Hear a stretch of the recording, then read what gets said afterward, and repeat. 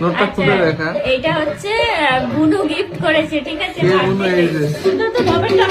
এই যে মানে প্রথম বছরেই প্রথম মানে ঢপ 500 টাকা দিয়েছে। 500 টাকার ঢপ, মানে 1 টাকা 2 টাকার ঢপ হলো, এটা পুরো 500 টাকার ঢপ, মানে সারা বছর এরকম ঢপেই চলছে।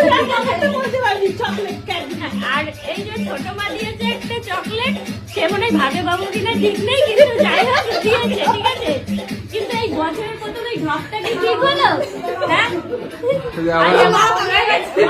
মামুনি আনতে গেছে। নিশ্চয়ই পান খাওয়া শেখাবে, আমি খাবো। দেখো আমার বার্থডে কত বড় বড় গিফট, এটা দেখি